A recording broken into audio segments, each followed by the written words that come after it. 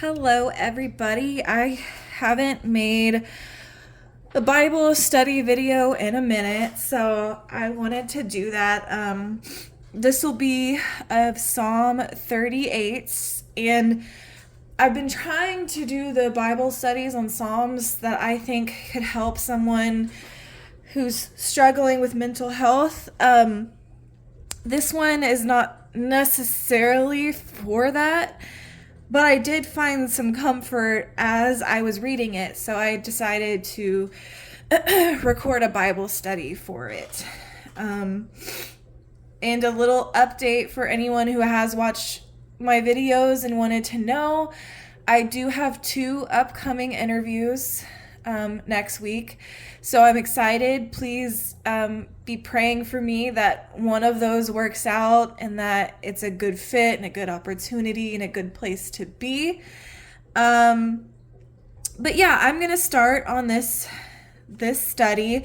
So this is Psalm 38, a prayer of a suffering sinner. So it's about David with his iniquities and coming to God and, kind of confessing that and how he's feeling like he's struggling right now. Not necessarily a mental health psalm, but I kind of found comfort in reading it. So let me go ahead and start. Lord, do not punish me in your anger or discipline me in your wrath. So David felt God's deep displeasure and cried out to him. He still drew near to God during this time. So I thought that verse is strong because when we sin, we often feel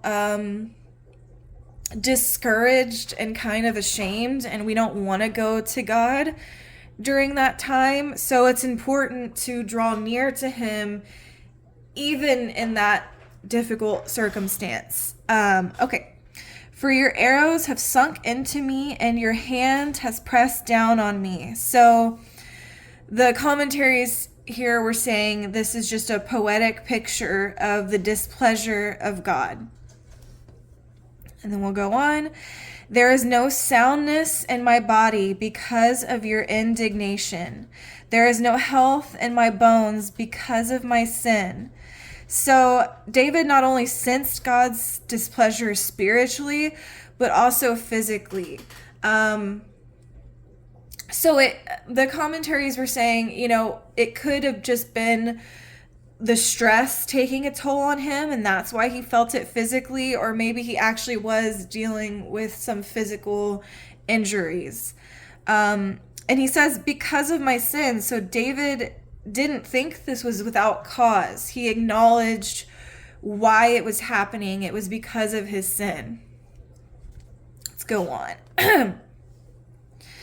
For my iniquities have flooded over my head. They are a burden too heavy for me to bear. So this wasn't in a commentary. This was just my observation. David's not afraid to admit his sin, and he needs the Lord's help. My wounds are foul and festering because of my foolishness. I am bent over and brought very low. All day long I go around in mourning, for my insides are full of burning pain, and there is no soundness in my body. I am faint and severely crushed. I groan because of the anguish of my heart.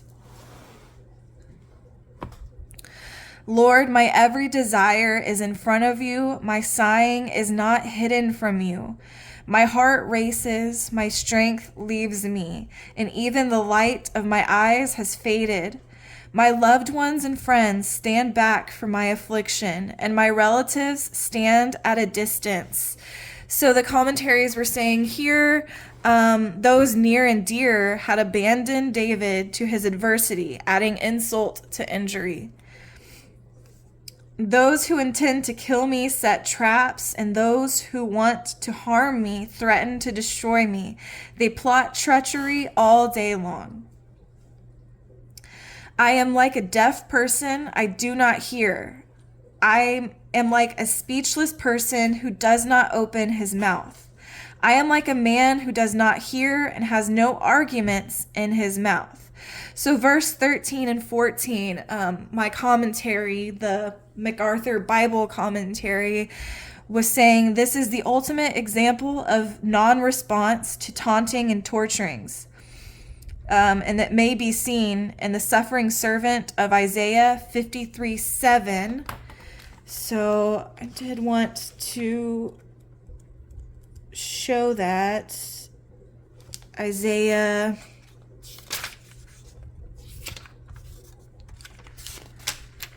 53:7. So in Isaiah 53:7, it says, "He was oppressed and afflicted, yet he did not open his mouth.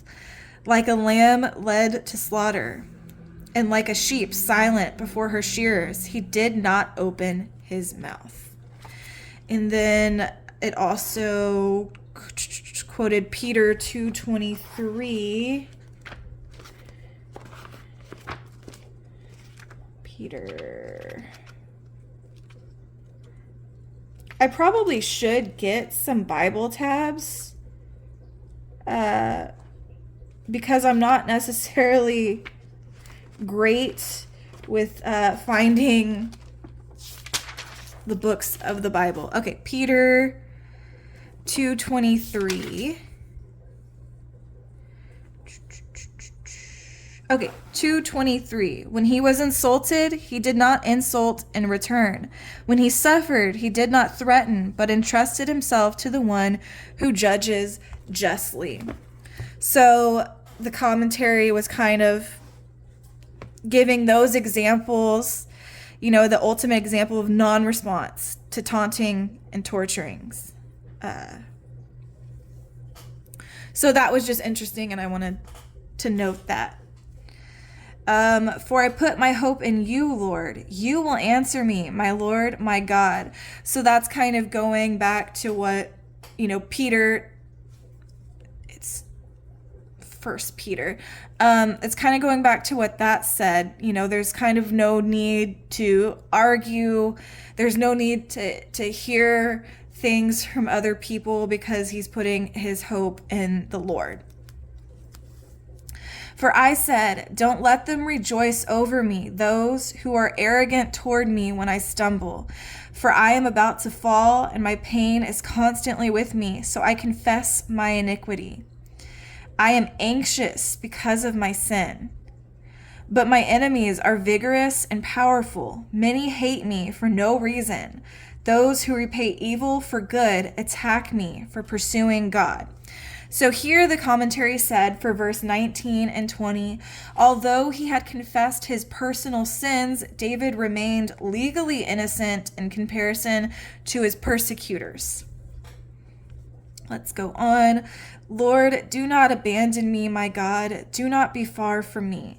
So David wanted a sense of God's presence. And then, hurry to help me, my Lord, my salvation. So the commentary here said, David pressed his need before God with urgency and looked to the Lord as his only salvation. The psalm ends without a change in circumstances, but with continued faith in God. So that's kind of why I decided to do the video of this study. I didn't plan on making a video today, but I love how it ended. It ends with no change in circumstances, but continued faith in God. And that's how I want to live my life, having faith in God no matter what the circumstances. And I'm really feeling God's love right now because I think it was Monday.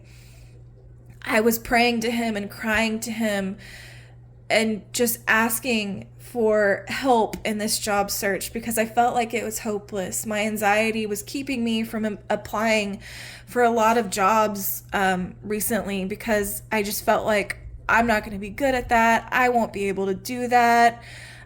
Just all these fears came into my head, and I decided to trust him and just apply to everything I saw that kind of fit with my resume. And opportunities started coming up right after I you know, said that prayer and was crying to him. And it's a good reminder that with no change in your circumstances, you should still have that continued faith. And that's why I like this psalm so much. This is probably one of my favorite psalms. So I'm glad I could record this video and discuss my thoughts with you guys. I hope you guys have a great weekend, and God bless.